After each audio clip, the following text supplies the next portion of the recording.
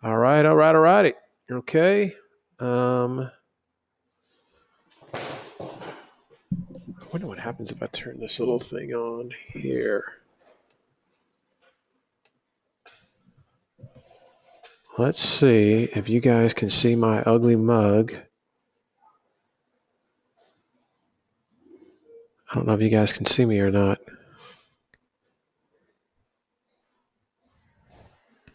All right, can you guys see me now? I'm not going to do the whole training this way, but I just want to make sure that you guys can, you guys know it's really me, and we're really doing this live, and we're going to answer all your questions. Here's what's going to happen on the actual call itself. Hold on a second here and get this off. We're going to go through kind of what you need to be doing starting out of the gate. As I said, this is going to be pretty loose because I really just want to teach you really the basics here and get you going and kind of clear some of the way, if you will. So with that, let's just kind of jump into it here. All right. So number one, let me ask. So basically, guys, I'm going to ask you a lot of questions. I'm going to ask you to go over there, put in your answers. If you need to talk to me, if you want me to open up your mic or anything, I think what you can do there's a little button, a little hand button. You can kind of raise your hand. It notifies me that what you're wanting to do is actually talk, and then I'll try to unmute your mic. And if it works, it works, and if it doesn't, it doesn't. But let's just kind of go through kind of why we're here and what this is about. So, how many of you are actually doing deals right now? If you just a yes or no answer. No, I'm not doing deals. Yes, I'm doing deals. Let's just start there. Okay, so we got some no's going up. Okay, so nobody's okay. Okay, so it looks like predominantly, wow. So everybody's okay, good. So nobody's doing deals. So which is beautiful because what that means is nobody's got any bad habits. So hopefully part of the reason why you guys jumped on board in the last few days is because you realize that why that reverse wholesaling is just a really smart way to do business. Now, some of the stuff I'm going to cover here is going to be redundant from what you saw on the presentation. The only difference here is I'm just going to slow down a lot more and really try to make it make sense. Here's a couple things that are going to happen. I'm recording this right now, so I will get the recording to you, but I still want you to take notes because the act of actually writing the stuff down and taking notes in and of itself helps us to remember stuff. So it's important to kind of, you guys are jumping on here. So definitely take notes because it will make you remember this and make it stick with you. So the basics of reverse wholesaling and why this really matters to you is it focuses your efforts on revenue generating activities. So the very first thing I want you to write down, hopefully everybody's got a pen and paper, is RGA. So as brand new real estate investors, never done a deal before, this is the only thing that you need to be focused on is RGA. And in fact, in my office, that's the way I would classify each and every one of you, right? There's basically three categories of investors as they kind of migrate through the process. And you guys at the very beginning stages, RGA. And what that means is that it is extremely important that you are not confusing activity with productivity, which is really easy to do. Especially if how many of you have ever owned your own business, successful business, right? I'm not talking about, selling a few trinkets out of the back of your car. I'm talking about, has anybody here own a very successful business right now, run a successful business, or is everybody still working for somebody else? Let me see your replies over there.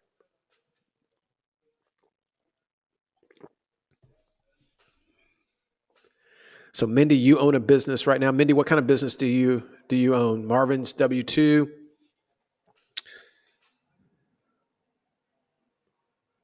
Okay.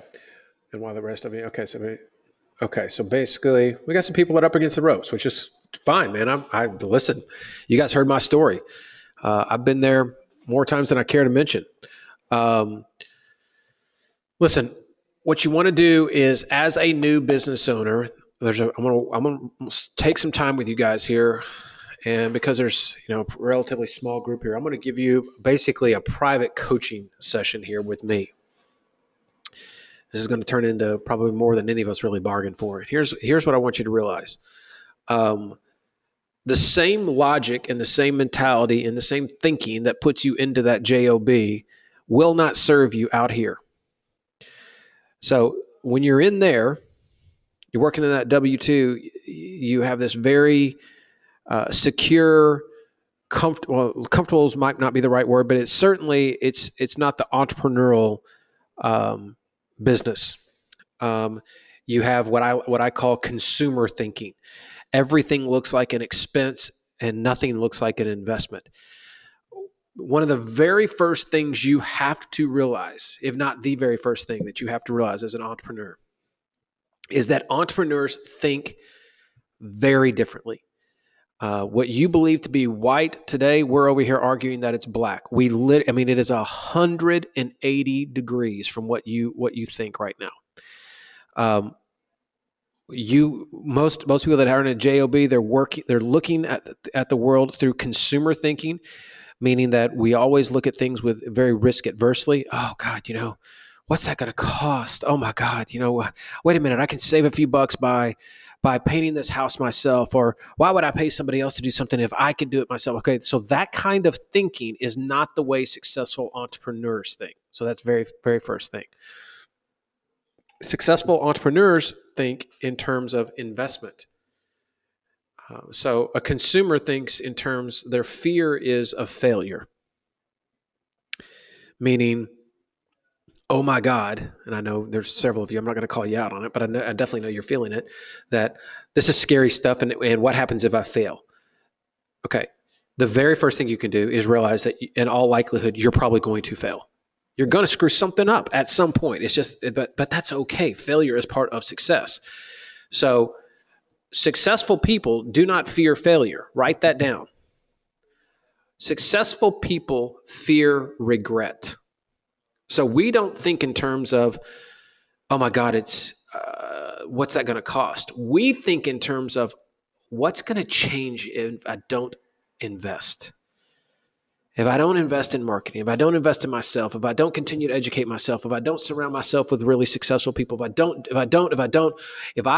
take the risk, nothing's going to change in my life. So that one big seismic shift in your thinking is going to serve you very, very well in this endeavor. With that said, learning almost immediately to focus on revenue generating activities with a lot of discipline versus just activity in general is a huge milestone, that the faster you get over it and the faster you will be in the game to actually making money. Reverse wholesaling is relationship driven.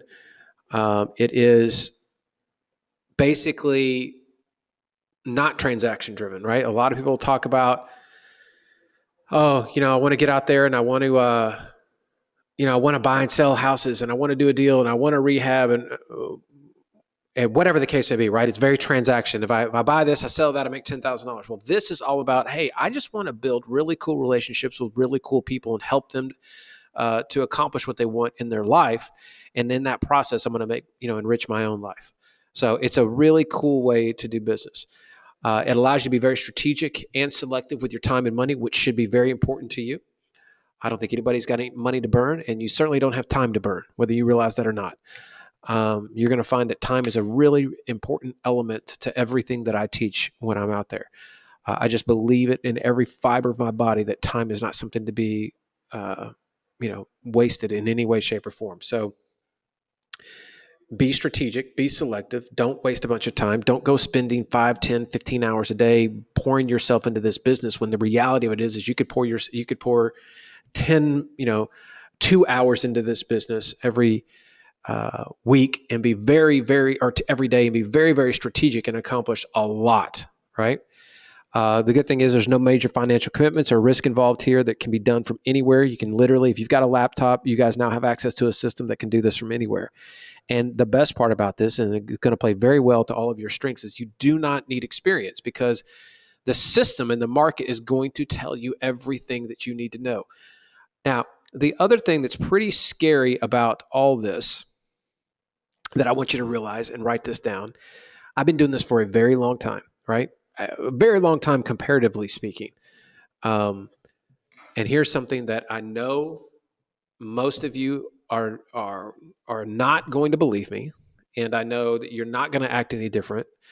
But just in case there's one of you that will actually listen to me when it comes to this, then this will be a major breakthrough for you. And that's this. Believe it or not, you, after the end of this call, are going to know more than probably 99% of your competition. So, the beauty of this business, depending on how you look at it, is that it is an absolute ocean of dipshits. It is unbelievable the mediocrity that is in this business. And so, which is good because you're sitting there believing that you don't know anything. You're sitting there believing, oh my God, what if they ask me this question? What if they ask me that question? Oh my God, what? I'm not going to know it. And you're freaking yourself out. And the reality, the real world scenario is that just doesn't happen. It just doesn't happen. I know it's fearful. I know I had the same fear, but it just doesn't happen. Um, you're going to know enough to be really dangerous after this phone call. And then by taking action and getting in the game and creating some experience you're going to learn more than you could ever bargain for. And through that process over the course of the next 90 days or so, you're going to become a very well educated real estate investor and kind of start pushing through the self-imposed barriers that we put on ourselves here. But so what you're going to learn is how to make money, how to do it right now, how to be strategic and effective, how to quickly flip a deal, how to begin building a business and not a job, which it's a little early to have those conversations. Right now, everybody's just trying to make a buck. I get it, but I will at least want you to think about it. I at least want you to kind of put that in the back of your head that this is you need to be thinking about as fast as you can how to turn it into an actual business, and how to get going now. So I put this together. You'll see that this is a presentation I've done some time ago. I'm going to refer to it and we use it as the basis for our entire call today. But you're going to see some references in here that might be a little old, but the content itself is extremely valuable and straight to the point. So how do we do this? Well, again, we are client-based versus transaction-based. We don't chase money because anytime you chase money, money runs. So it's very, very important that, again, you quickly move into the mind frame. Now, let me stop here for a second. Let me pause.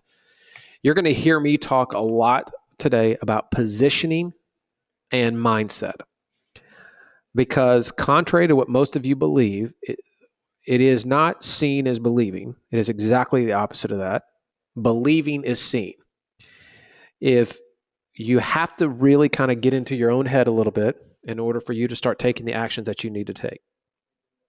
So you're going to hear me say things that are going to kind of fall in line with that. And this is one of them right here.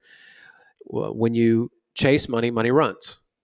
So the best thing you can be doing is putting yourself in a position to where you attract money versus money running from you. So the way to attract money is be somebody that people want to do business with. That's what I mean by that. When you're somebody that people really want to be around and people really want to do business with, they're going to bring the money to you. When you are very clear with your intention, when people understand who you are and you're kind of pushing that out there, people really, really like that. And for one reason or another, they will come to you and they will absolutely bring money and they will invest their money with you because they believe that you can help them and achieve what they want to achieve. I can prove that to you right now because you're on this call, right? Everybody here bought the system, in effect, giving our company money because of a presentation that I did with you where you felt like you got to know me and we connected in some way, shape, or form to the point where we're transacting business. That's the power of what I'm talking about. I'm not out there chasing money. I'm out there saying, this is what I believe in, and this is what we do, and this is how we can help people. And if you want to be a part of it, come on in. And people come. So that's why this is really powerful, is when you learn how to do that, right? So let's keep going. Oh, sorry, I didn't mean to do that. Lost my mouse here. Okay.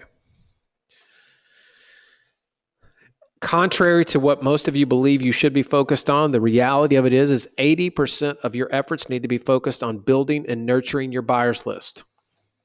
80%. Make sure I haven't lost anybody over here. What percentage am I talking about here? We're very clear. 80%, 8 out of 10 hours. Go ahead and type it over there. 8 out of every 10 hours you focus on this business should be focused on buyers.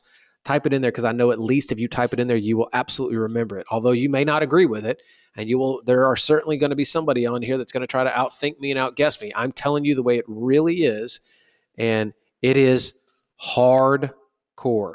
When you focus 80% on buyers, you will see an entirely different business develop around you. When you just go and chase deals, you are effectively chasing money, and you will have a very difficult time of this business. So the choice is absolutely 100% yours. Looks like I got two people's attention. Basically, Marvin and Stephanie are the only two people that are paying attention at this point. So again, part of being an entrepreneur here, guys, is you get what you focus on. If you want, you guys want this and you're here, then talk to me, right? I mean, at the end of the day, this is straightforward, straight from the horse's mouth. 80% of the attention needs to be focused on the buyers.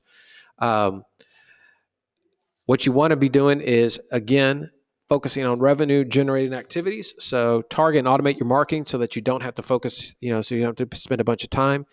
And again, like we talked about on last week's call, shopping versus selling, and then tie all the compensation to doing deals and performing for clients. So I talked about this last week. I'm going to reiterate it again. Some of you, being brand new, you've already kind of seen this model.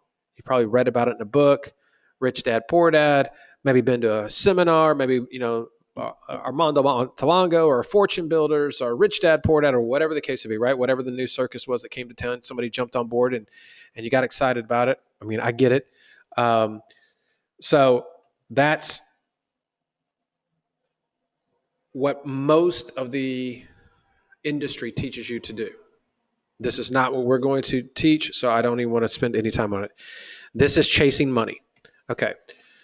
Our way of doing this is that you go and you start with the buyers, right? You're going to go and build a relationship with all of the cash buyers in your market. Buyers who have very, very deep pockets. People who are spending millions and millions and millions of dollars right now. Now, when I started in this business, there was no way to ever access these people. There was no list. There was no way to go find these people. There was a manual process at best if you knew to do it. This is different. Now you have that list built into your system right now, right? So I will tell you that all the money is made in step 1 and step 2. I'll say it again. All the money is made in step 1 and step 2. And again, that's going to be very different than you're going to hear from just about anybody else out there. But what you're going to find is that if you build a worthwhile relationship with cash buyers who have very deep pockets and are willing to spend the time with you to help craft a target list, for lack of better ways of saying it, of properties that they want to acquire, and they basically give you a really detailed search criteria. When you're able to do that and nurture that relationship, from that point forward, you now have everything you need to be extremely successful in this business. And I mean successful beyond anything you could ever even talk about, but beyond anything that you could think about. I want you to don't think about the silly number that we all say, oh yeah, I want to make $1 million. I want you to think about what is it that you need to make every month to pay all the bills, and to live comfortable.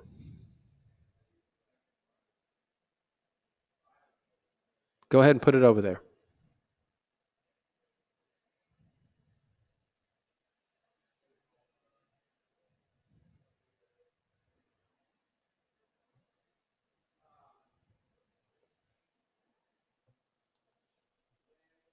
Okay.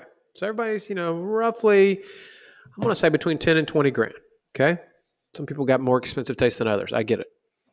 So the average wholesale deal is $10,000. So if you just do one deal a month, for most of you, that makes you, that's the difference between living and kind of getting by and paying all the bills and effectively becoming financially free. The average cash buyer, as I shared with you, buys 2.5 deals a year. So to make $10,000 on average every month, you got to sell 12 properties. 12 properties divided by 2.5 deals is roughly, let's call it 5 buyers. For most of you, 5 buyers represent everything you need to be very successful in this business. So the question is, can you pour everything you've got into meeting and cultivating and nurturing 5 people? Because if you can, then this can be very successful. So that's kind of the point I'm trying to make here. So step 2 is identify the items that they want, or I should say the houses that they want. Then locate those items. I'm going to walk you through this uh, in a detailed process here in just a second. Again, a reminder, I'm recording all of this, so you will absolutely have the ability to go back and listen to it. And then close on the deal. So let's get going here. So let's talk about finding the active cash buyer. I'm going to get out of here and I'm going to do this live here, and hopefully everybody can see my screen. Okay, find cash buyers. Let me log into my screen. Okay, so can everybody still see my screen? The demo still looks good? If you can, let me know. Can I get it? Okay, good. Everybody can see it. Okay. So when you log in, hopefully everybody's already done this, got your username and password, logged in here, checked it out, started clicking around and getting excited, right? But at a minimum, like I said, you could never do this before we came to market with this. I'm just going to use my own area here. But when you get in here, just click across the top and you can see, what you can have access to here. So cash buyers, you can search by county, you can search by, and all of them that work the same way, search by city or search by zip. For my particular area for this, I'm just going to do real quick. I'll search for San Diego. Where are you? San Diego, right here. Okay. So here's all the cash buyers. You can see it default to the last 120 days. I'm doing this wide open. I'm not changing any of the default criteria, and I'm hitting search. So we'll see how long this takes to load through a slow internet connection, and running a live webinar across it. But regardless, let's see what we got.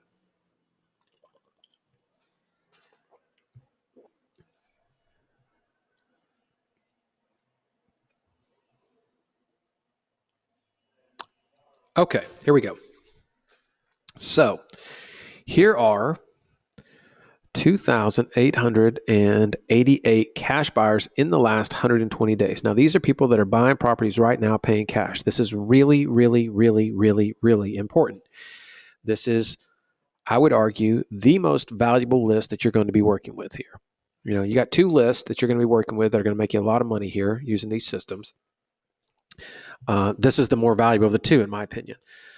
Just simply because if you've done this for any length of time, gone to any REIA clubs, gone to any investor meetings, talked to anybody, there's a lot of people that will tell you they're cash buyers and tell you that they want to see your inventory. But as I told you earlier, we're just not in the business of wasting time. And so one of the most frustrating things you could do is work with people like that aren't real, and go get a property under contract, turn around, pick up the phone and call them, and then they don't buy it. And suddenly you're kind of scrambling. So this takes away that completely.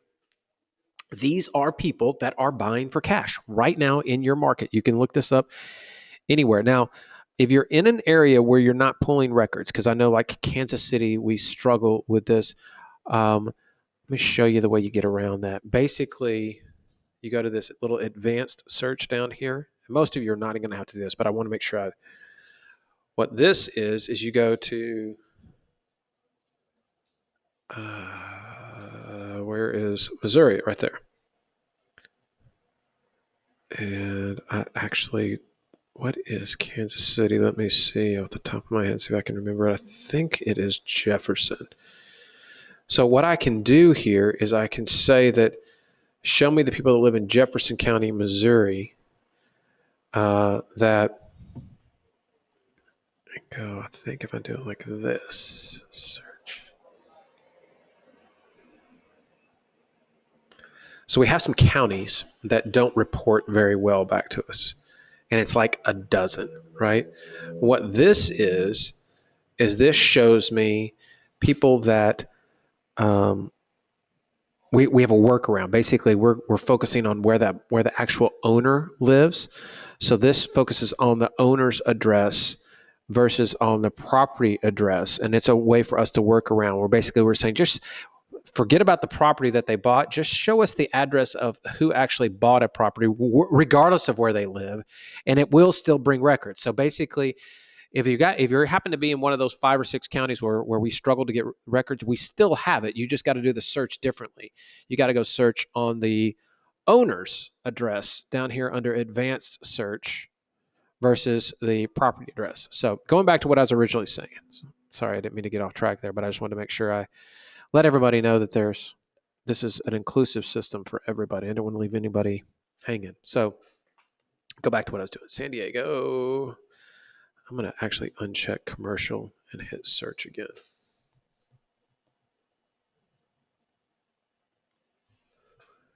All right, while I'm waiting here, is everybody following me? I'm going pretty slow, very intentionally here to make sure that I don't leave anybody behind. Is everybody good so far? Anybody got any questions on the first where we are so far? Okay, good. Yep. All right, good. All right, so here we go. When I took the commercial away, you can see it actually dropped the record count by about 150 or so records. So here are all residential properties the last 120 days, people that pay cash in San Diego County. If I wanted to refine the search, I could do it by zip code. I could get it, I could compress it down even further. But the long story short, these are the best candidates for me to be selling properties to. So once you get this list, the question is that I always get asked, Kent, what do you do? Do I go, how do I know who to mail to? Well, for me personally, I just mail everybody, right? I mean, if it's me, I'm going to mail all 2,700 people because I want to generate the call. Listen, I've been doing this a very long time, and I'll be the very first to tell you,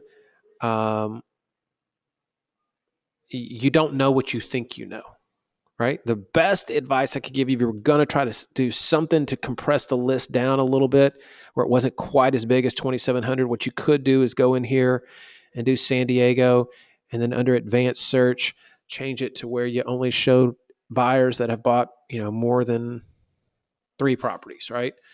And then, see what that does. So you can mess with these levers here until you get it down to but you don't want to mail, where you get it down to a workable number, but you don't want to mail anything less than, the very bare minimum is 250 letters. Do not mail if it's anything less than 200. And really, for me, the minimum for us is we're not going to mail anything less than 500, right? So here, you see, just by doing that, just by making it where I'm only looking at buyers that bought a minimum of 3 properties, here's 535 properties. Here's 535 people, right? So this is perfect. Nice little list. And this includes commercial, residential, multifamily. It's, this is anybody that bought anything, period, right? If they bought a piece of property, it's in here. Multifamily is going to fall under residential. It will not fall under commercial. So here's 500 people, right? And just for argument's sake, I'm just going to go in here and say, I'm going to select all of these that I want to mail to, and I'm going to say print letters. I'm not going to discriminate, and I wouldn't tell you to either. Every one of you are new investors. You don't know anything. So what do you possibly think is going to be gained by you going off and trying to say, yeah, mail this one, don't mail that one? It doesn't matter. Just mail them all. So here's 200. You can see it's 250 letters right here. Watch right here, and you'll see the buyer's name change when I hit next.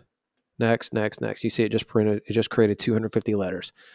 So if I wanted to print those letters, I'd hit that button right there and it would automatically, it's going to bring up the whole print screen and it's going to try to print it for me and all that. I don't want to do that, but you can see it's going to try to print it. Or the smart money, and again, revenue generating activities, is you just go hit this button right here and say, have your letters mailed for you. So why would you do this? Because we've done the math. You go right here, and to get 250 letters mailed for you for a single mailing, you can see it's going to cost you a whopping $245. So, and that includes postage.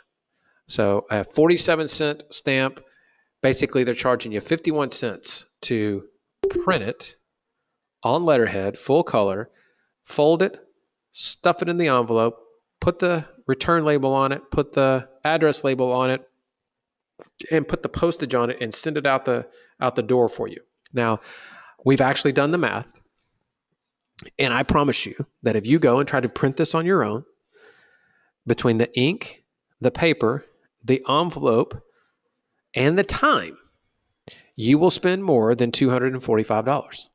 Now, if you have to do that initially, I completely understand.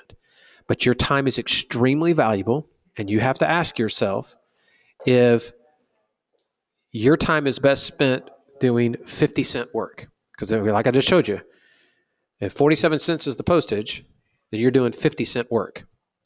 If you believe that's the best use of your time, then that automatically goes back to one of the very first points I made with you is believing is seeing.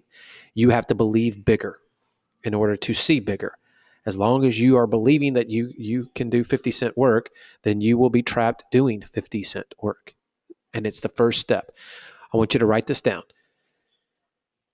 The one thing you can always count on, it's really, really important that you are constantly telling yourself what your mind needs to hear in order to be successful. Because one thing's always true. There's one person always listening, and that's you. You speak your future. When you do things and act like you're worth $5, you're worth $5 because your mind doesn't, it just believes it. It hears it every day. If you want to start being a millionaire, then start hanging around millionaires.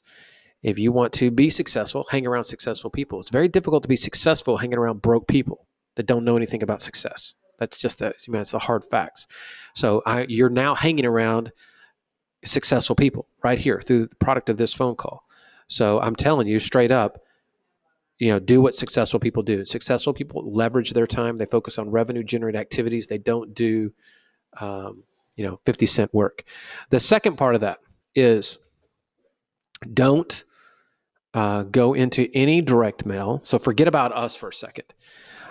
One of the most powerful things you're going to do in this real estate business is you're going to quickly realize that you're not in the real estate business. You're in the marketing business. And the faster that you become really good at marketing, the more successful you're going to become. So all that being true, I want you to go and be really good at marketing and practice good marketing principles. So walk into it eyes wide open, not pulling any punches.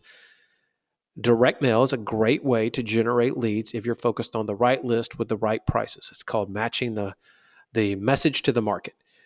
But it also, direct mail is a product, or successful direct mail is a product of repetition. So do not, whatever you do not go into a mailing campaign and only mail once. If you believe that is going to happen, then you need to just go ahead and stop now. And you need to go make the next phone call to somebody that you can partner with financially that can help you to fund your direct mail so that you can mail a minimum of 3 times. This is just a product of direct mail. This has nothing to do with us. Go do your own research, go Google direct mail success. How many times should I mail? What should be the frequency? All that, you're going to see what everybody's going to tell you the same thing. Anything above a 1% response rate is going to be considered successful, and you have to keep mailing. There's a reason why we all get that same friggin' Best Buy 20% off coupon every single month for the last 10 years. It's because it works. And so that's the reason they keep mailing it. So with that in mind, If you want to go ahead and set up multiple mail drops in here on Jeff's site, you can do that. 2 mails, 3 mails, 6 mails. If you want to change the envelope, you have all that functionality there for you. And I just want you to be aware of it, right? Marvin's question, is the logo important? Absolutely. And how often do you mail? Every 2 weeks. Jeff's office over there knows that if you sign up for multiple mailings, he's going to drop it every 10 to 14 days for you. The logo is important. If you don't have a logo, how many of you don't have a logo? If you don't have a logo, put in there, I need a logo.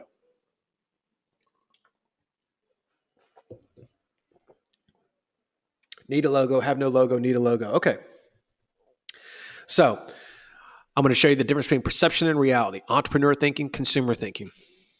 Consumer thinking looks at this and says, "Oh my God, this is something that's holding me back. God, I can't do anything until I get a logo." And without you even saying it, I know there's several of you that's absolutely going through your mind. I can't. No, and that's just another thing. I can't do this without. I got to get the logo. Oh my God, what am I gonna do?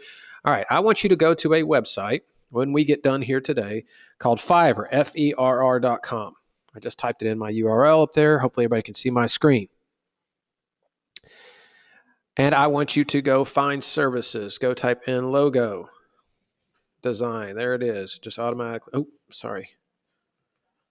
Got a little happy. Oh my God. Seriously, Kent? Fiverr. Okay. Try this one more time. Logo design. Enter. Here you go. Professional. 11,000 people have bought this from this person. Click on it. I will create a professional logo for you for the whopping price of $5. Right there.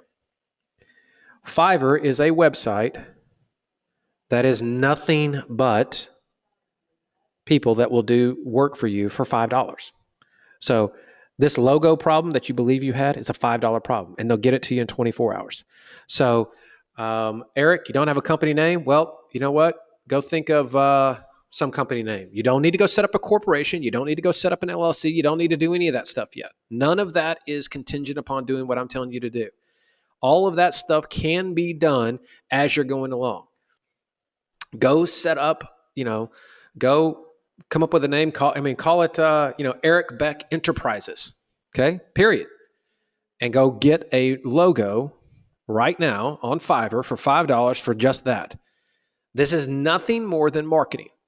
Okay, so, but I want you to know it's a $5 problem. So the more of this thinking is going to hurt you. You do not need to set up your LLC yet. You do not need to set up, any other corporation. Will you? Yes. As you get going, that is a product of doing business. Guys, I flipped 90 houses, and I tell you, almost every successful investor that I ever, they flipped hundreds of houses like I did. I flipped 90 houses before I ever actually set up my LLC. You're in and out of a deal so fast, none of that is even, you're not holding property. If you were holding property and it was rental property, then yes, I would tell you there's things you need to do. You're in and out of a property so fast, you can literally do this in your personal name, and it's not, it's just a quick flip. But for the sake of this marketing, this is the logo and the company name is, for this case here that I'm making for you, is strictly a product of marketing. So yes, you need a logo for the marketing. So why? Well, let's talk about it for a second. I want you to realize what's going to happen here. So everybody, let's stop for a second. And I'm getting serious because now I'm standing up. Here's what I want you to think about. Everybody pay really close attention to me. I told you all the money is made in steps 1 and 2, and I'm about to share with you where all the money is really made. So please pay attention to me. I want you to consider for a minute, when was the last time you received a letter in the mail from a perfect stranger? Somebody you've never spoken to, you've never talked to, you've never had any communication with whatsoever, and you receive a letter from them. Now then, you open this letter, you read this letter, and it was so compelling and so intriguing that you actually picked up the phone and you called this perfect stranger and introduced yourself. When was the last time you have ever done that? Answer my question over there, every one of you. If you've ever done it. If you've never done it, just say never. I've never actually talked to, gotten a letter from somebody that I didn't know and was just so blown away by what they read that I was like, oh my God, I got to call them. Okay. And if you did, Marvin, you said you've done it. I mean, what was it? Maybe once, maybe a couple times. Doesn't like some. If you're anything like 99.99% of the people out there in the world, it's not like it's happening every day.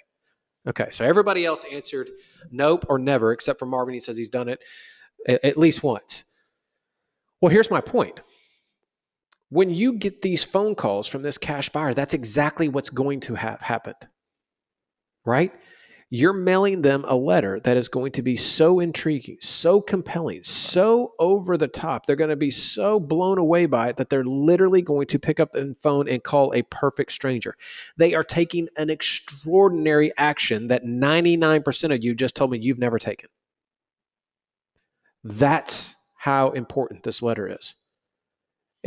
For most of you, you've never done it. Yet, you're going to ask these 250 prospects, at least a handful of them, to do just that. Now, the reality of it is somewhere between 1% and 5% of them are going to do it, right? So if you mail 250 letters, that's going to be anywhere from 2.5 to 12.5 of them are going to, 2 to 12 people are going to pick up the phone and go through that extraordinary action that I just walked you through, that most of you have never taken, and they're going to call you.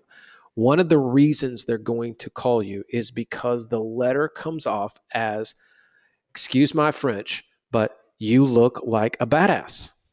You look like a rock star. And the logo is part of that, right? So the logo kind of, what we call controls the frame. So write that down.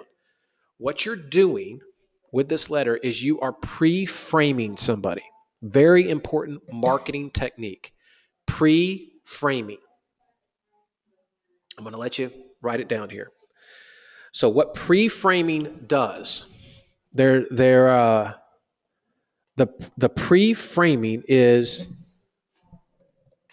like this. Think of it like this. You can have a lot of credibility through really kind of, what we call pre-indoctrination. You can be indoctrinated or get pre-framed through a couple different ways. One, if a celebrity endorses you, so if a celebrity is on television and they say, oh my God, this is the greatest weight loss pill I've ever taken, please take it. You're going to love it too. You're going to lose 10 pounds like I do. A large percentage of Americans are going to immediately do an association with that product or service or person because the celebrity said it was good. They have now been pre-framed to believe by that celebrity that this individual is a good person. If I had, I don't know, if I had Elon Musk here and he was on a video and said, hey, I just want everybody to know that Kent Clothier is the one of the best real estate investors well, suddenly my credibility goes up dramatically because Elon Musk has pre-framed everybody's perception of me, right? The same is true in just your normal day-to-day. Think about it. If somebody walks up to you and says, hey, Marvin, I want to introduce you to a good friend of mine. This is Kent Clothier. I've learned a lot from this guy. He buys and sells hundreds and hundreds of houses every year. He can really help you. I really want you to listen to him. Naturally, Marvin's perception of me has already been pre-framed. There's a lot of barriers that have been broken down, right in a matter of seconds, right? So Marvin's already pre-framed to believe I'm really good. So now he's already inclined to like and want to work with me. The third way is you have to control that frame. And that's what this letter is doing, right? I want you to think about who you're mailing this letter to. You're mailing it to somebody who's just spent hundreds and hundreds of thousands of dollars on a property. So let's look here at Michael Franks. Let's see if we can actually find Michael Franks on this. See if it shows up. Anyway, okay, so let's just use an example here either way. Okay, so Here's Gary. Gary just paid $388,000 for a property. Looks like it was a condo or something like that. $388,000 cash. So Gary has at least 400 grand cash. And if he's got 400 grand cash and is paying it for a house, he probably got a lot more than that. And suddenly Gary gets a letter in the mail that says, "Dear Gary, my name is Marvin Duncan." Right here. "And I am with," whatever the name of your company, insert company name. Let's just for the argument's sake, Kaplan Smith Financial in La Jolla, California. This is just a test account. So we are the premier real estate investment company in the San Diego market. I understand that you recently purchased a property at 1125 Pacific Beach Drive, Unit 104. I have access to additional investment properties in the area. You'd like to see a copy of my current inventory, or you'd like me to consider adding you to my current buyers list, please call me. That little letter works amazingly. Now, what's the pre-frame that's been done here, right? One, it shows up on a professional letterhead. It's not a postcard. It's not some yellow letter nonsense. It's a letter from a professional company, okay? Number two, it comes in there and my credibility has gone through the roof. Your credibility has gone through the roof because it says, well, first off, we are the premier real estate investment company in the San Diego market. I want you guys to all understand, whether you've done a deal or not, you can say that. Because what does premier mean? It is a marketing word. Premier does not mean anything. It means whatever the hell you want it to be.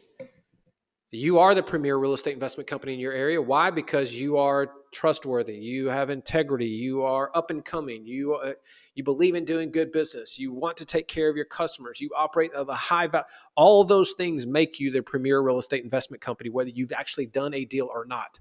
Believing is seeing.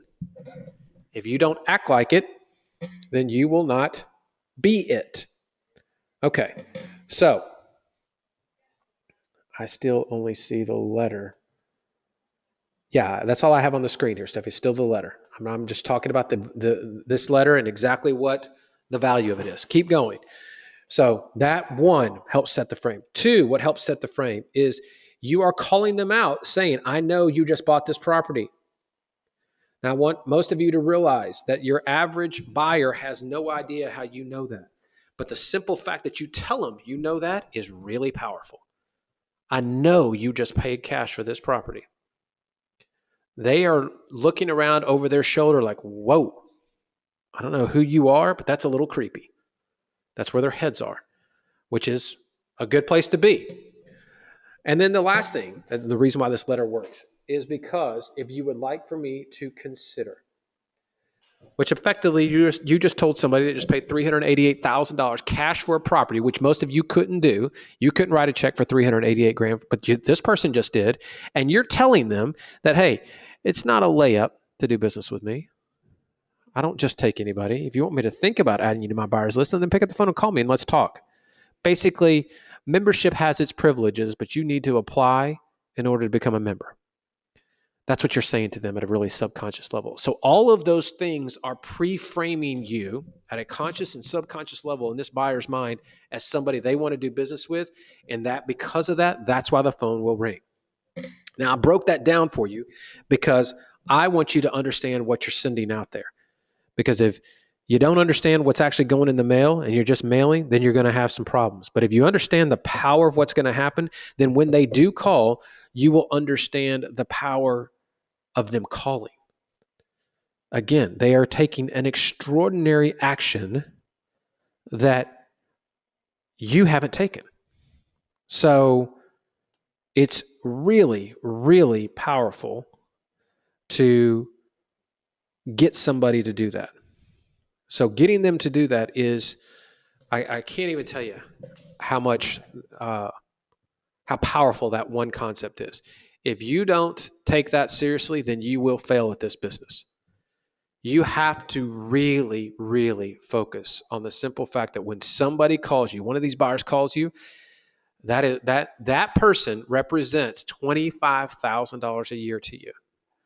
$25,000 a year right there if you're smart enough to really pay attention to them. Let me see. Looks like somebody's trying to raise their hand. Let me see what that is. Let me see here. Lynn, are you wanting me to unmute you so that you can ask a question? If you are, then put over there that yes in the notes. And if you're not, then I'm going to assume that you accidentally hit that.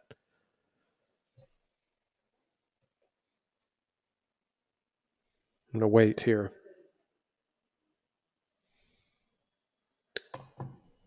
Okay, so it doesn't look like we have Lynn actually there. Okay, well, thank God I didn't unmute him. So let's keep going. So now somebody's picked up the phone and called you. This is going to happen here in the next few days. You're going to get a phone call from these buyers. Everybody knows what I'm telling you to mail. And what your homework from here is you need to get 250 minimum mailers in the mail by the end of the week, period. Get them going. I can't make it any easier for you. Go to Fiverr, order a logo, load the logo, get going. Do not let $5 problems stand in the way of a $1 million dream. That makes no sense, right? So now, when they call, the very first thing you're going to do is freak out. You're going to be like, oh my God, holy shit, what am I doing? What am I supposed to say? Inside of the trainings, hold on a second here. Let me, inside of here, let me go back to the very beginning. Oh, not that one. Sorry. Product training.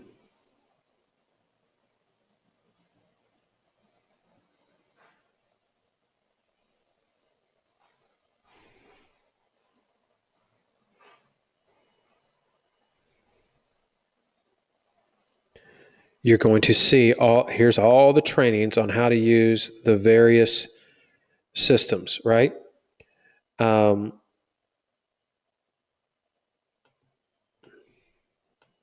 Apologies, this is taking a minute to load, but as soon as these come up, you'll see each and every one of these, how to actually use the systems, how to actually get in there and get ready for when a buyer comes. I'm going to walk you through what to do right now. Kill that. And there you can see one of the training videos right there. Okay. So you have training videos that are going to walk you through exactly what I want you to do. When a buyer calls, I'm about to do this training, so I want you to write this down.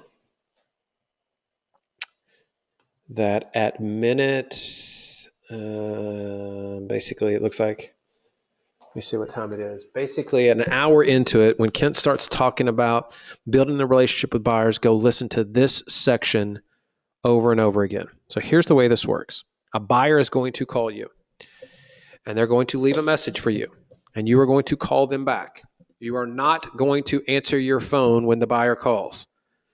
Number one, you do not answer the phone when the buyer calls. Why? Because important people don't answer their phones. Other people answer them for them.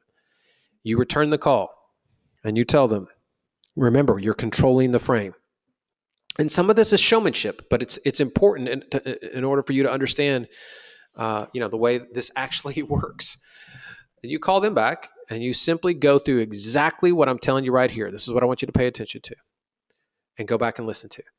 Hey there, this is Kent Clothier. I'm returning your call, John.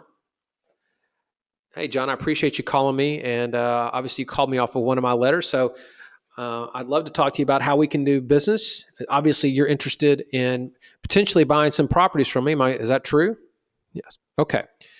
Well, John, before you called, you may not have known much about my company here, but during this call, I'll kind of tell you a little bit about me, a little bit about my company, a little bit about what we do, how we work with our VIP buyers, and maybe how we can help each other. And then after we're done, I will discuss on maybe how we move forward. Is that fair?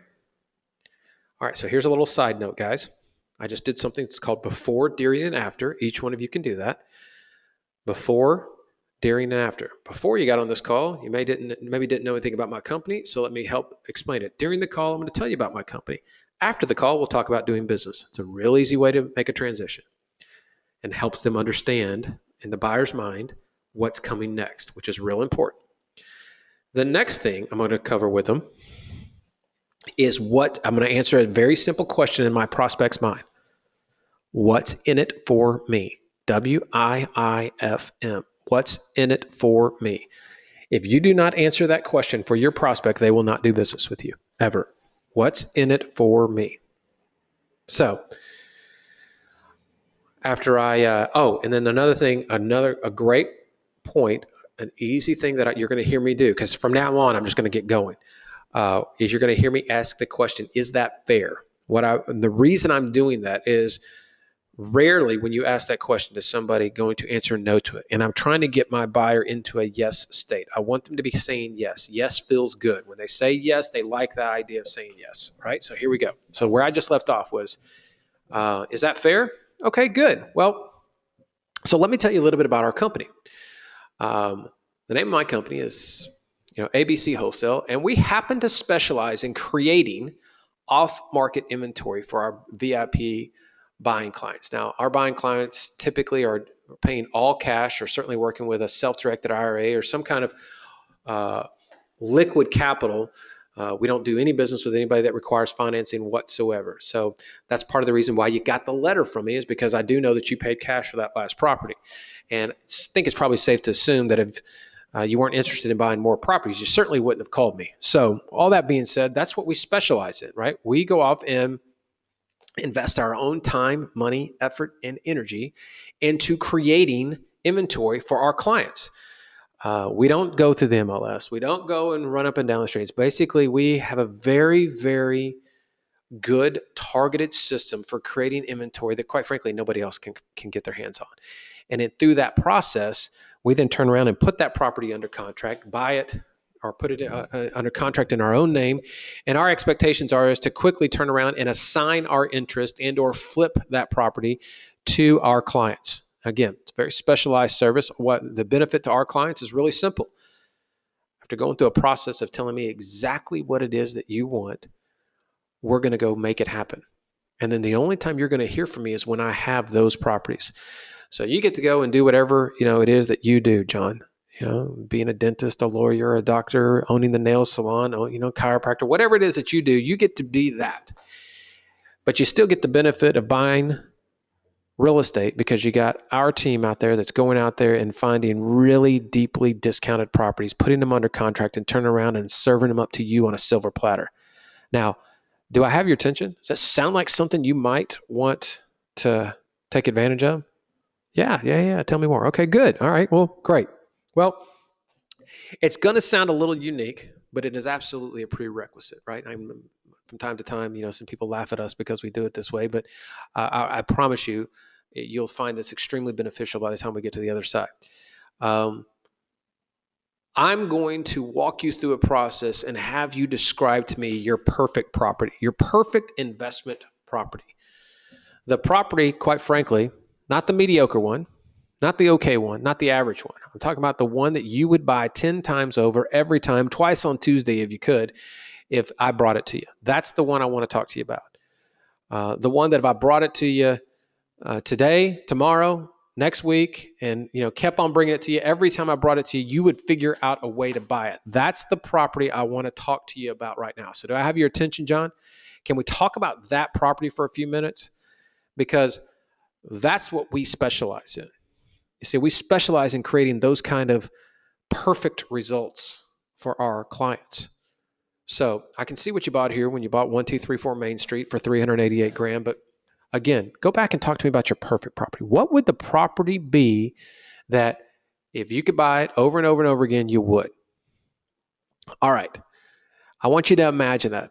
I want you to, whatever you're doing, kind of sit down, put the pad and paper down, I don't care if you got to close your eyes for a few minutes. I told you this is going to be a little comical, but it really will help us.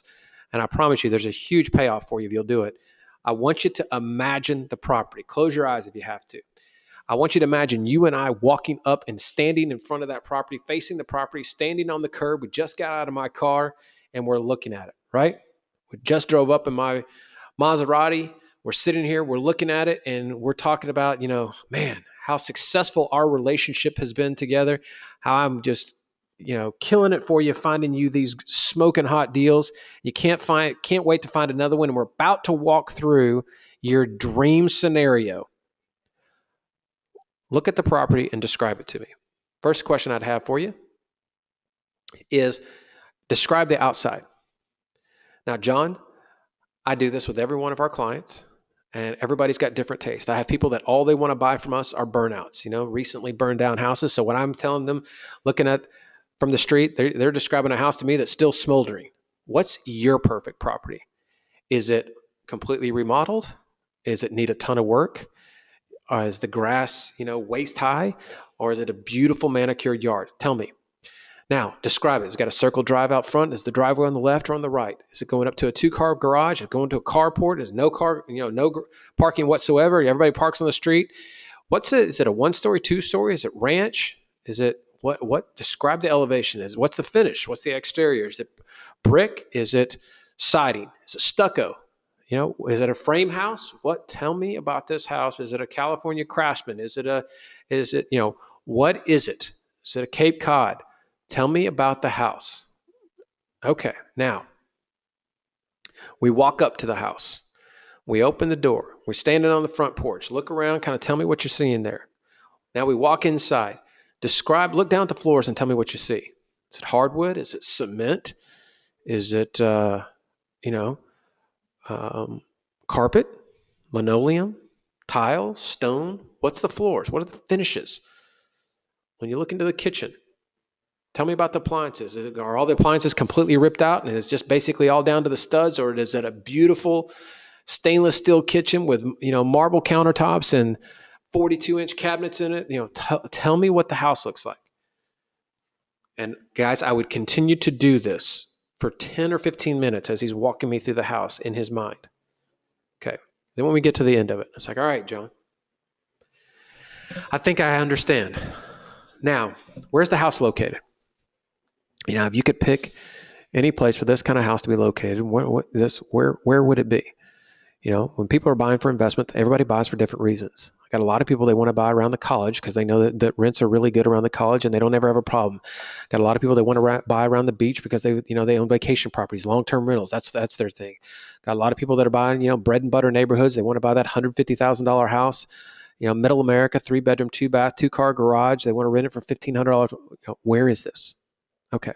So let me repeat all this back to you, John. You're looking for 3-bedroom, 2-bath, 2,400 square feet, or between 1,800 and 2,400 square feet. You want to pay $125,000 for it. You want to rent it for $1,500 a month. You want it to have minimal rehab. Basically, you want it to be perfect. You might take some cosmetic rehab, $2,500 to $5,000. You want it to be close to the college in the southeast part of the county. Is all of that true? Yes. Okay, good. Now, here's what I'm going to tell you, John. This is what it looks like to do business with me. By virtue of being on the phone call with me right now, it's probably fairly safe to assume that I'm pretty good at marketing, or else you wouldn't have called me, right?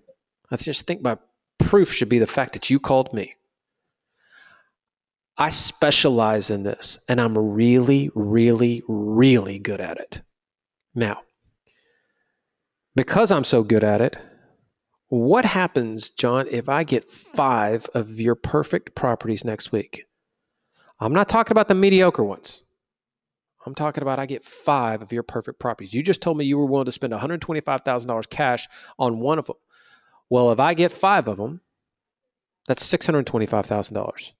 Can you close cash $625,000 in the next 30 days on 5 of these? What links would you go to find the money to close on 5 of these, all cash, in 30 days if they were your perfect property and I was filling your portfolio with exactly what you wanted? What would you do? Because if you can close on 5, I need to know now. But if you can't close on 5, I need to know that too, because I need to know where I'm going to need to take those other properties. Okay, so you can do all 5. Okay, so we basically have a threshold of $625,000 right now. I get 5 in the next 30 days. You're going to close on 30 days with cash. Is that fair? Yes. Okay. Now, I told you it was going to be a little different, but I think we both agree that now on the other side of this, I have a really good idea of what you want. What I don't do is I'm not going to send out lists. I will never work with somebody that tells me, oh, just send me what you got. I don't do that. I don't waste my time with those people. The only thing I'm ever going to do is send you exactly what you want when you want it and let you pull the trigger and make it happen. The only thing I ask is that you do exactly that. If I send you these properties, John, and you don't pull the trigger, it will be the last time we do business. I will offer my services to others, right? Well, like what I said, it's very special what I do for people. I make it really easy for you to build wealth. So my services are extremely specialized. I operate at the highest levels of integrity and authenticity. I just simply ask that you be a man of your word and follow through and close on the deal when I get it for you. I don't think that's too much to ask. Do you, John? Is that fair? So the way that works is when I get it, I'm going to put it under contract. And then I'm going to turn around and I'm going to call you and say, John, you have 7 days to go inspect this property. If for whatever reason you want to cancel your contract in 7 days, you can without penalty. But right now, I need you to send $2,500 escrow and I need you to sign this contract at your price, your $125,000. Now, regardless of what price I'm able to go get it at, though I'm going to go try to get it as cheap as I possibly can. If I'm able to get it for $75,000 or $100,000 or $120,000, none of that matters. At the end of the day, you want to buy it for $125,000. I'm working from that number. If you have any problem with me making a profit, then we have a problem. I doubt you do, because you should show me any business that's not trying to make a profit, and I'll show you a business that's going out of business. So hopefully everybody understands where we are on that. So when I send you the property at 125 and it's in the area you said, and it's all the things that you want, I expect you to put a $2,500 escrow deposit down. I expect you to send me back the signed contract, and you will have 7 days to go inspect it, walk through it, see if it's exactly what I told you it was going to be. And if it's not, inside of that 7 days, I'll send you your $2,500 back, tear up the contract, and with no harm, no foul, everybody wins. That's the only thing I ask, John. You have plenty of time to do whatever it is that you need to do. Now, is that fair? Cool. All right. Well, now you will hear from me when I go get this property. And guys, that's the conversation with the buyer. And what's going to happen is you are about to now go and absolutely change the world with that, with that information. They will send it. Okay, so let me stop here for a second. So what if you don't have current inventory? Irrelevant. I'm going to show you how to get through it. Do you have written scripts to study? I just gave you the recorded script right there. All you need to do is go listen to it, Marvin. I don't do written scripts, and the reason I don't is because this needs to come from your heart. If it comes as a written script, you're going to sound like you just attended a 3-day seminar, and this will not come off. You got to pull this off by just doing it. Just listen to the way I was doing it, and you can see it's less about context. It's less about content and more about context. It wasn't the words I was saying, it was how I was saying it. I think everybody will agree I sound like I'm in charge. And that's why people want to do business. It's not because I'm saying anything, particularly earth-shattering as it relates to real estate. I hardly talked about real estate. I just talked about somebody that cares deeply about my time and is passionate about it. And I sound like somebody that they want to do business with. And that's why they respond. And they're going to do the same to you. But again, if you want to listen to this, I'll tell you all you need to do. Marvin, I'm going to give you another little tool here, and everybody can do this. Oops. Go here. You can go to this website, another little fast one. Fiverr will do this, but you can also just go to rev.com, rev.com. When you get this recording that I'm going to send to you, if you will go in here and you will load this in here, they will transcribe this entire recording for you for $1 per minute, and you will have your own notes from this recording right now. So you go in here, you load the file up, and they will sit there and turn around and send it back to you in about 24 hours and say, here's everything that Kent just said in written format. They will do the whole thing for you.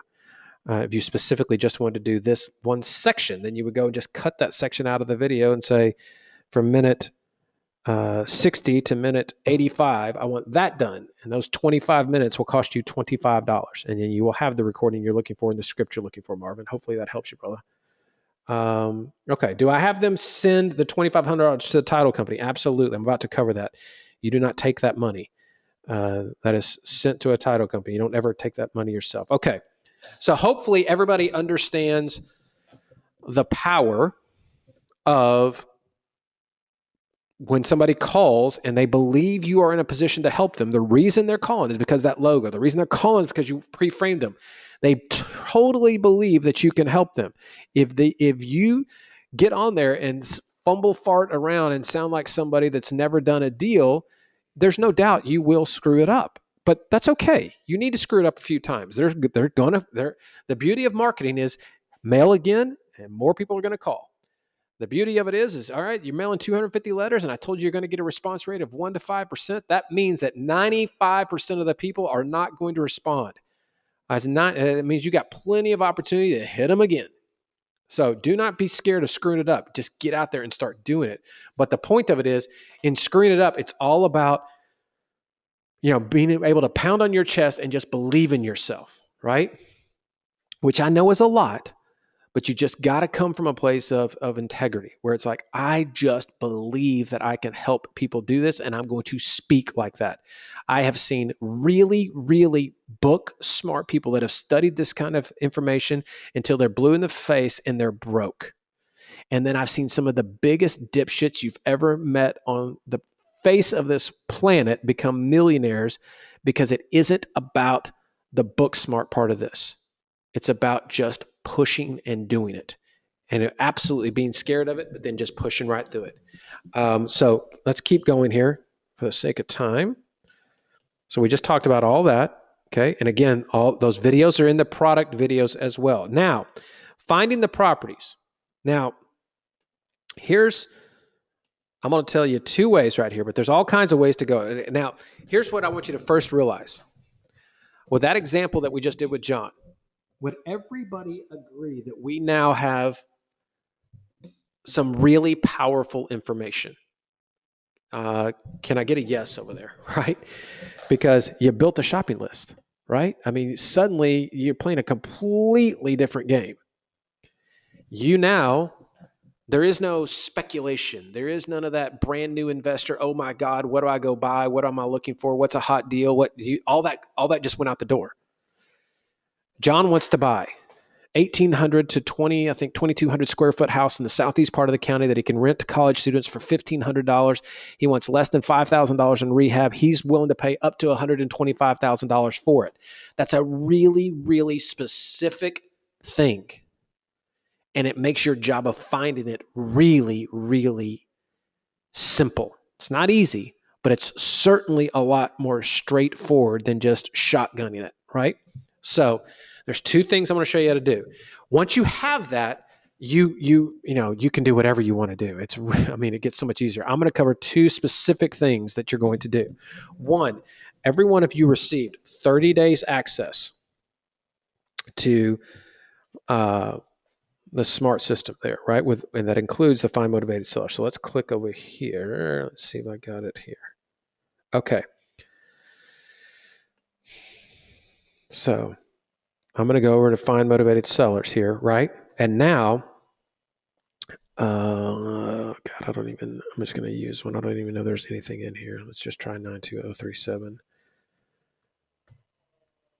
La Jolla. Search. So it would be very easy for me to go in here and manipulate the searches through the system and say, just show me the areas that are in the southeast part of the county that are vacant and that have high equity, right? Because those are the properties that have the potential that I could get them under contract and sell them to John, right? So here, I'm just using this as an example, right? So I just looked at one zip code of properties that are free and clear or vacant, or high equity, free and clear, and vacant, I should say, not or. And so here's 139 houses in La Jolla, California that are sitting there vacant with equity, right? And here's exactly what the county is telling me they're worth. This is the tax assessed value, which is traditionally a lot lower than the retail value. So if it's a high equity position on this, then that means it's a really high equity position on the retail value. So if they owe less than 25% on a $200,000 house, that means they owe less than 50 grand right here for this to be a high equity free and clear. So if they owe less than 50 grand and this property is worth really at retail 300 grand, this is somebody you got to go talk to, right? You got to go try to get this property. It's vacant. And the same thing, right? You just go and here, print your letters, again, go mail all 135 of these and get them out the door. Here you go. Now the other side. All right. And you go to change it to Motivated Seller version 1. I noticed you have this property here. I'm writing because I'm a local investor. I'd like to provide you with an unconditional offer on your property. It's critical for us. Okay. So now you got the other side of it. And now what's happened is using the cash buyer data, you've gotten to be, you can now zero in on exactly where it is that you need to be focused on properties. Now, more important than that, I want everybody to pay attention to me really quickly here. So it's tough to talk over a webinar because I can't see everybody's faces here. But if I was in an event, I would make everybody put their pens down and look up at me here because I really want you to pay attention. Not only do you know what John wants, but you know how much money John can spend.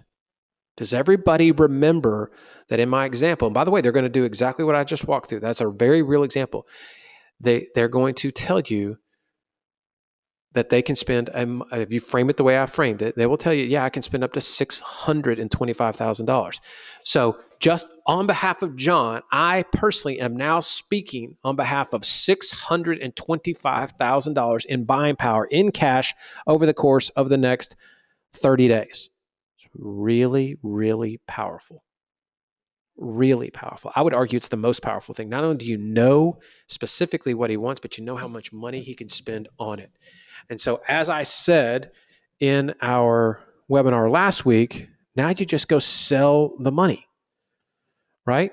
So, with the cash buyers information, well, let's just hypothetically, guys, this is a very real scenario. You got 5 of those people that have 600,000. That's $3 million. Do you understand how powerful you become in a market when all of a sudden you're talking about spending $3 million? When you can go to the market and say, I have $3 million to spend in the next 30 days, all cash, and I need to buy, John wanted to buy 5 properties. So if there's 5 Johns out there, that's 25 properties. I need to buy 25 properties, $125,000, when you can make those types of comments and go to the market, you're going to get a lot of attention. So let's go back to what I told you last week. Right? And this is a really powerful concept. 1, you go right into find motivated sellers and market. 2, the second thing you're going to do after you get done with these cash buyer phone calls is you are now going to go on Google or Trulia or Realtor.com and you're going to search for realtors that show up in the search results in those specific areas that John wants to buy. Because John's not doing this. John's too busy running his dental office or his doctor's office or running his restaurant or working on Wall Street or whatever the case may be. John wants to be in the real estate market, but he doesn't, he wants the baby. He doesn't want the labor. It's that simple, as we say in the South. So that's what John's all about. I want the returns on investment. I don't want to put in the labor to get it. I want this to be passive. So if somebody's willing to go do all that work, I'm willing to do it. He's not talking to realtors. He doesn't have anybody bringing him deals. And even if he did, realtors aren't bringing him deals, on any kind of regular basis. So what you're going to do is you are going to write this down. Act like the hedge fund.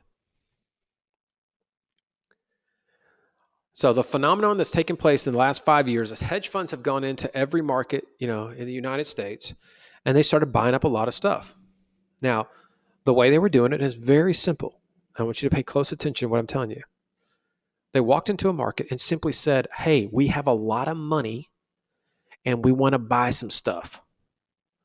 Call us.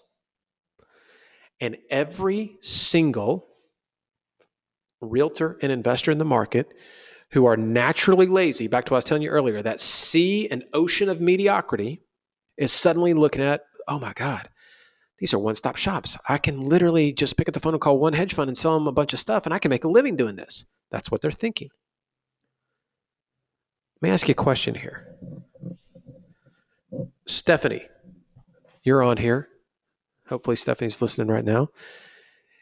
If I picked up the phone and I called you right now and said, Stephanie, I have $1 million to spend in your market right now, and I want to buy as many houses as I can. I want to pay all cash, and I want to close in the next 30 days.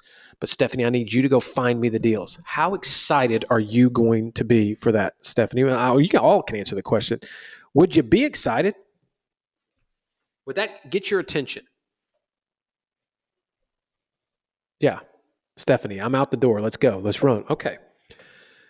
So my point is be the $1 million buyer making the phone call, not receiving the phone call.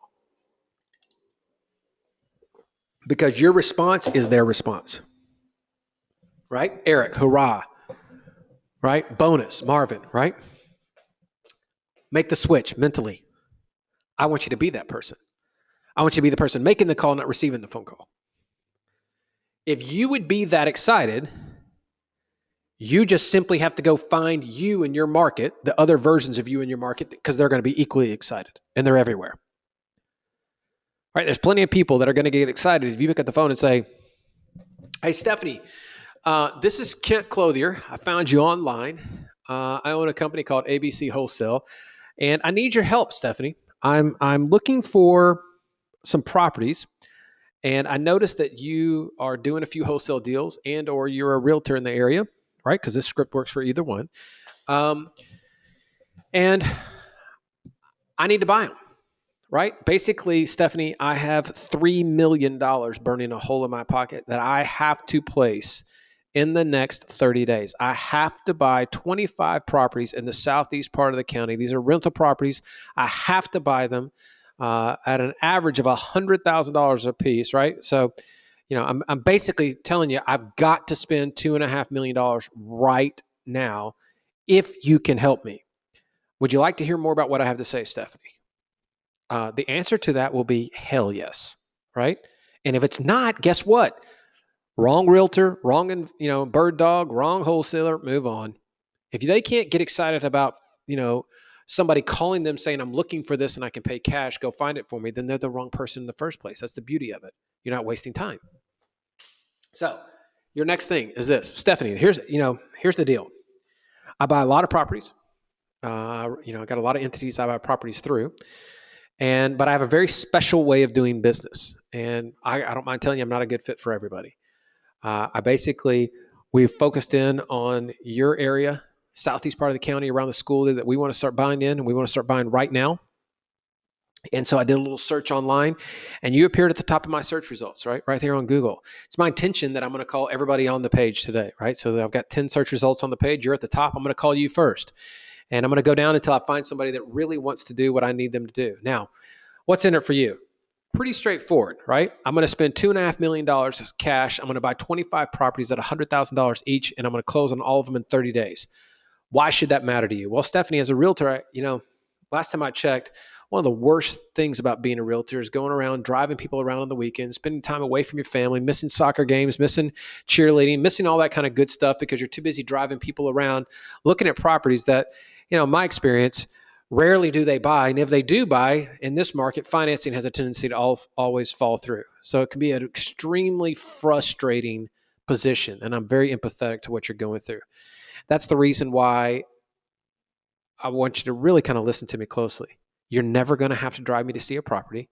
You're never going to have to work on a weekend. You're never going to have to drive me around. And if I do put something under contract, you can rest assured I'm going to close, and I'm never going to use a bank. I'm always going to close with cash. And the beauty is I'm not that buyer that just, if you do happen to do a deal, you just sell me one. I'm going to buy multiples over and over and over and over and over and over again. This month alone, I want to buy 25. Next month, it could be 20. Next month, it could be 50. But you do me right now, and I promise you, I will be your best client ever. Now, just for sake of round numbers, let's just say we only get, $2 million at this place. Well, last time I checked, Stephanie, $2 million at 3% commission, that's roughly about 60 grand in commission.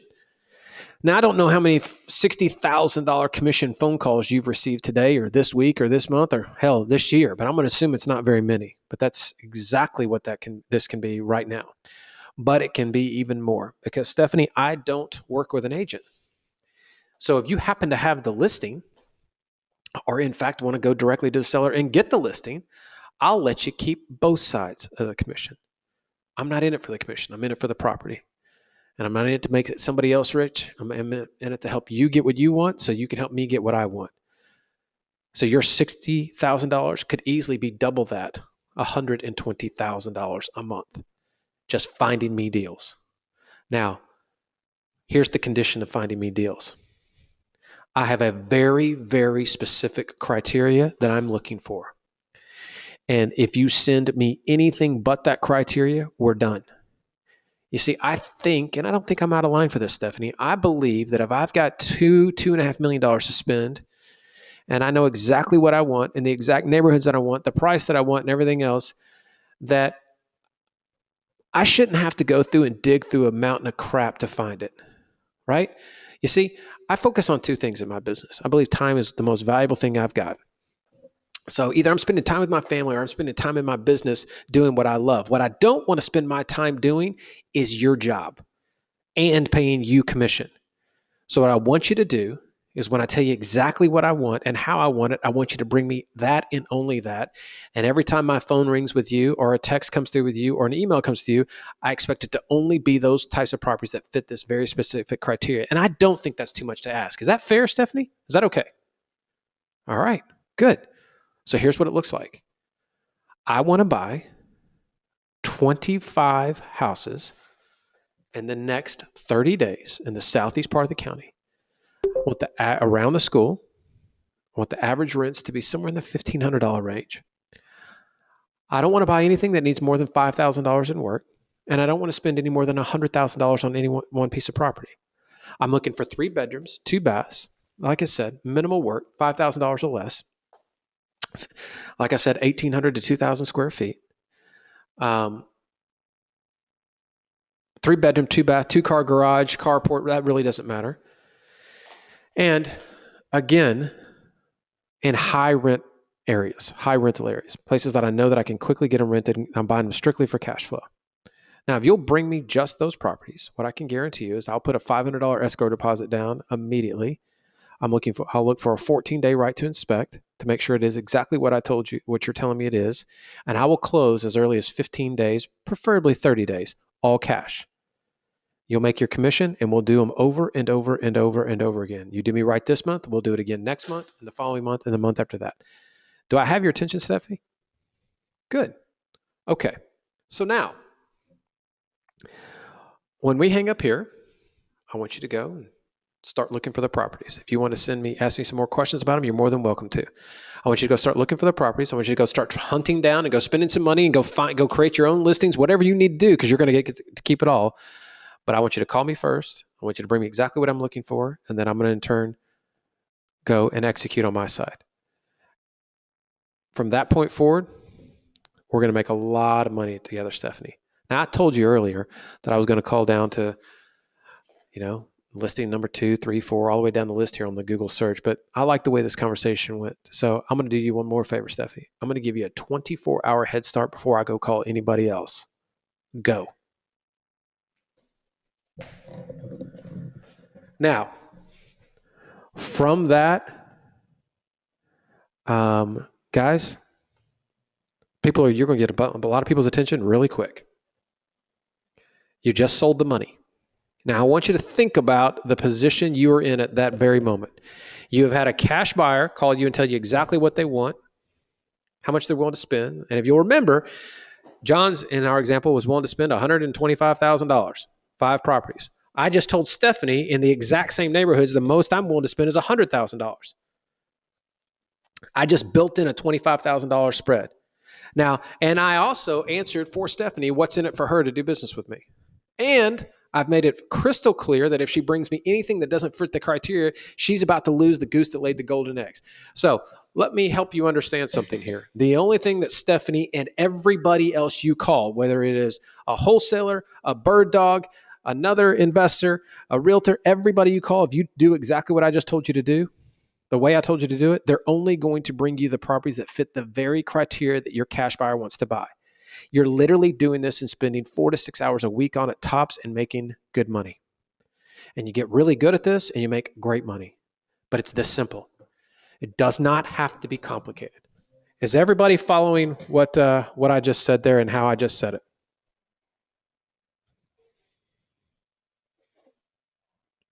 Let's see. Well, Stephanie, you for sure. Cool. Anthony, that made sense. Good. Marvin? Mindy, good. Jonathan, good. Samantha? So you want to know what separates you from everybody else? You just heard it. This is why you can actually do this business and have no experience, because you can see what I'm doing. This is all positioning, right? This is all just a matter of of putting things in the right context for your prospect to digest it correctly, where they'll go and do what you need them to do. This is revenue generating activities. So let's keep going. Like I said, there's a lot of different ways to go find properties. I just gave you the two that I want you to focus on. If you focus on those two guys, you'll never have to worry about anything else. Life gets infinitely easier when you get dialed in and know exactly what it is that you are looking for. A couple other things I want to share with you is you need to get really, really comfortable falling on your face, right? Most of you, I can almost assuredly tell you that you're trying to approach this business and not screw up. And that's natural, but that's not realistic, right? Here's food for thought. In my business right now, we make over 550 offers every single month. 550, right? And I'm currently averaging about 50 flips a month. So it's 1 out of every 20 offers. In other words, we're failing 95% of the time, not even 90, and we're considered rock stars, right? So if you think for some way, somehow you're going to get through this thing unscathed and not screw it up and mess up something and be uncomfortable, and I mean, you're sadly mistaken. Okay, so let me go back here. Stephanie, how can I find the properties with built-in equity using the realtors though? The cash buyer. Okay, so your question was, Stephanie's question is, how can I find the properties with built-in equity using realtors though, because the cash buyer wants discounts? If you'll remember, the cash buyer didn't say anything about a discount. Cash buyer has a price.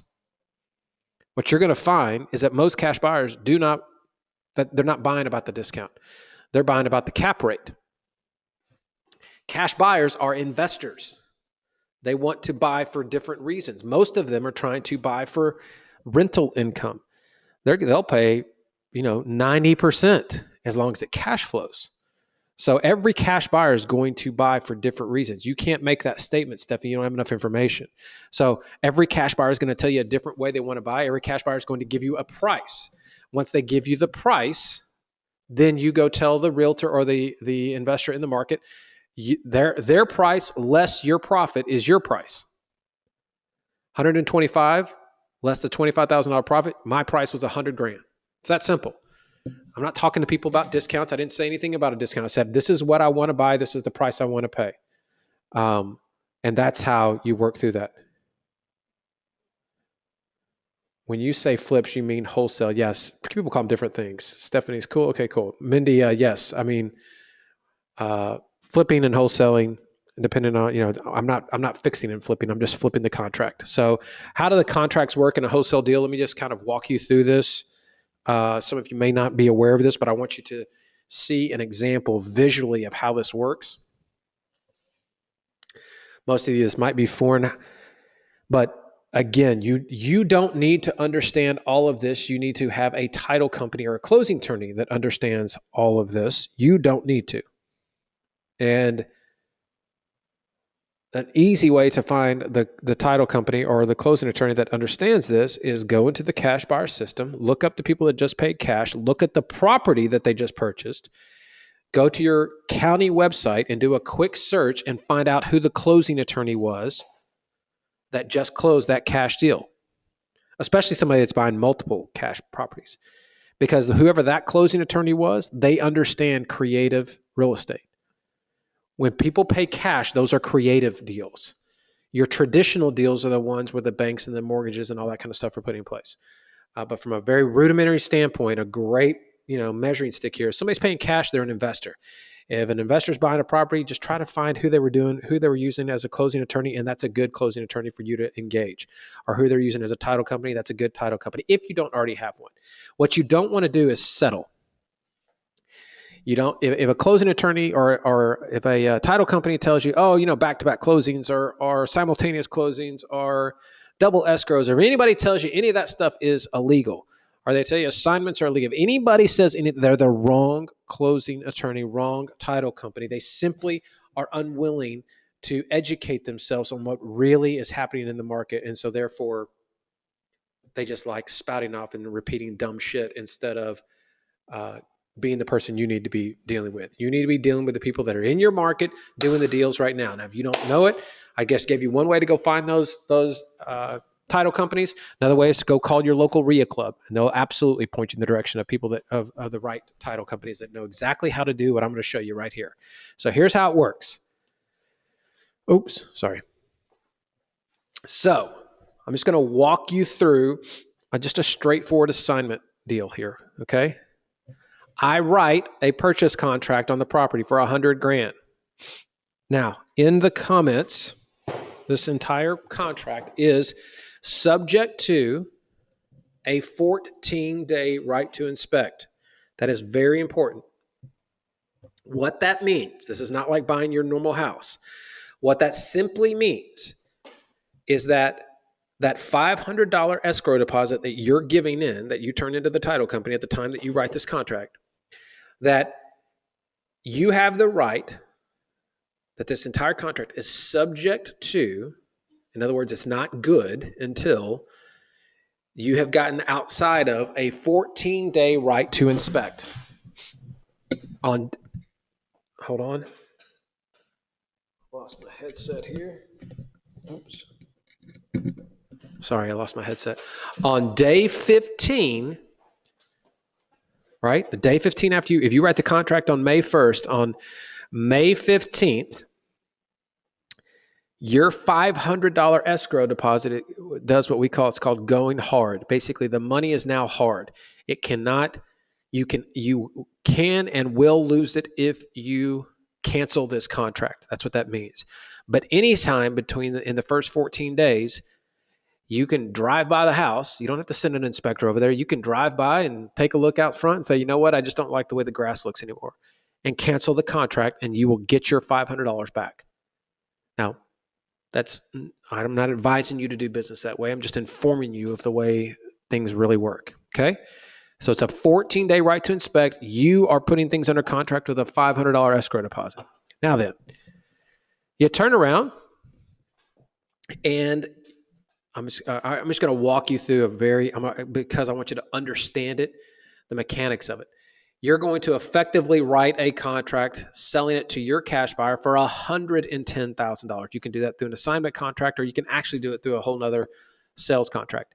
Now, this one is subject to a 7-day right to inspect, as I told John the buyer earlier, and a $2,500 escrow deposit, as I told John the buyer earlier.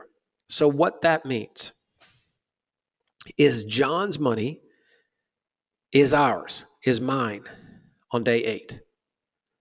If he doesn't close, if he walks away outside of day 8, in between day 8 and day 30, if he walks away for any reason, that $2,500 is mine. Inside of the first 7 days, he can drive by the property in the grass. It doesn't like the grass, and he can cancel and get his $2,500 back. But if he does it, because I have a 14-day right to inspect, I still have 7 more days to go sell it. That's the reason you do it that way. I've got 14 days when I buy it. John's only got 7 days when he buys it. That way it gives me a 7-day breathing window.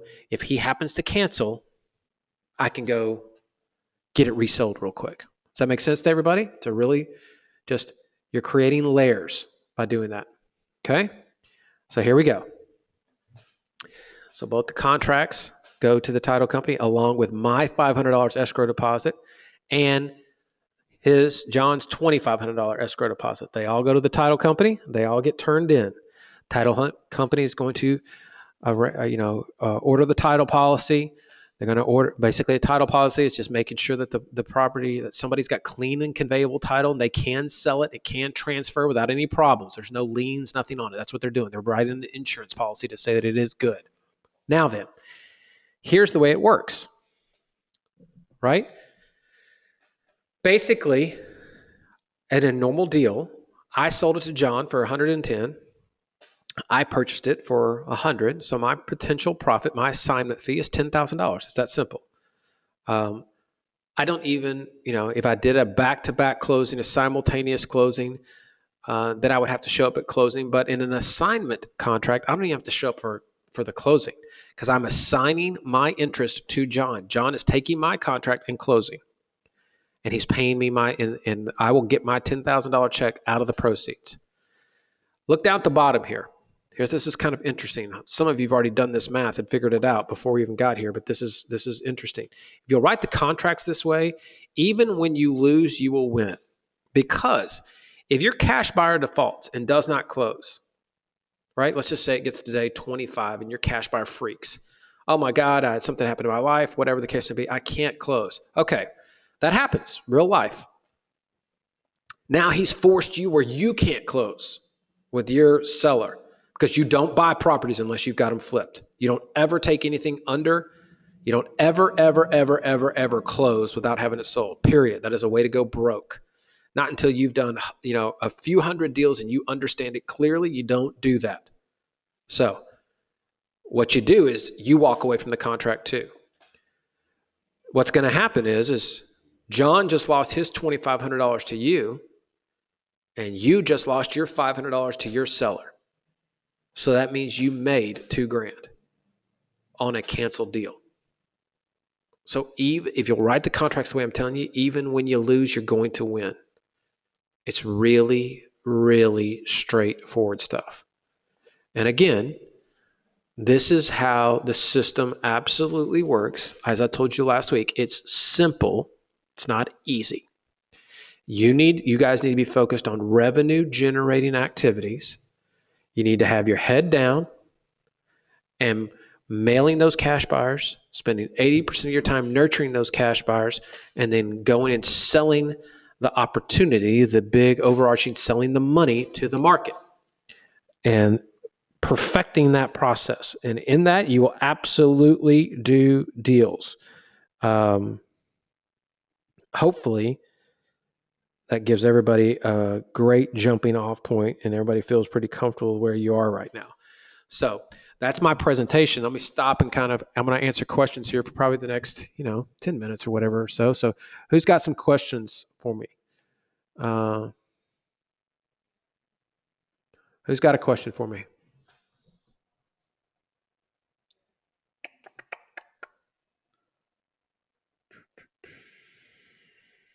Let's see what else I got here. Did I put it all? Yep, that's it. All right, let's see what we got here. Okay, so Eric, well, it's not a question, but it's a comment. So I'm assuming that was something that you liked, Eric. You know what? Let's just do this. Let me go around the horn. And does anybody have any comments? Right, if I unmute your mic, you want to ask your question for everybody here.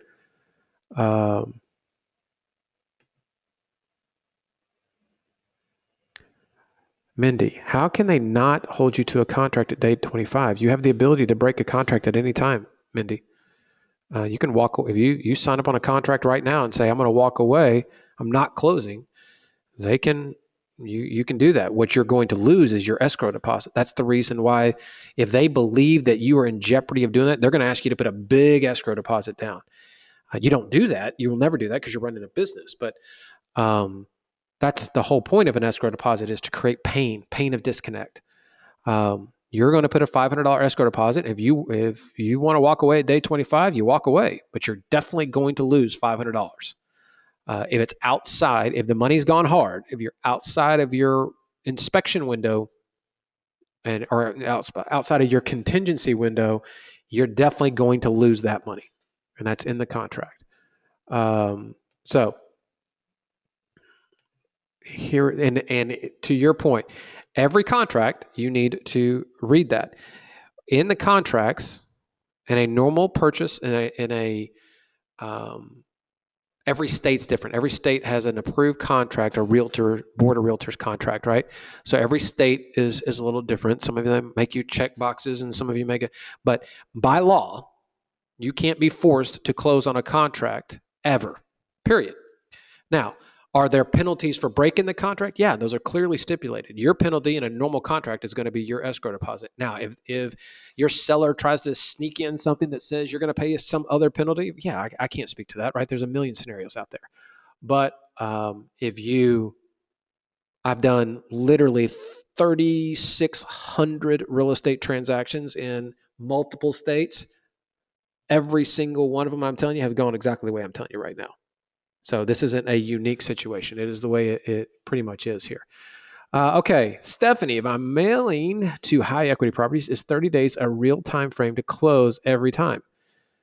If I'm mailing to high equity properties, you're going to get if you mail today, you're going to start getting calls in, 5 to 7 days. And if you've got the cash to close, you can close a deal in 72 hours. Um, is escrow check cashed immediately? Escrow check depends on the title company, depends on the relationship. So when you get to a point where you're doing a lot of business, title companies will sit there and they'll just hold your check. They're not going to do it. But out of the gate, you should absolutely count on that they're going to uh, cash your check. They're going to put it into an escrow account.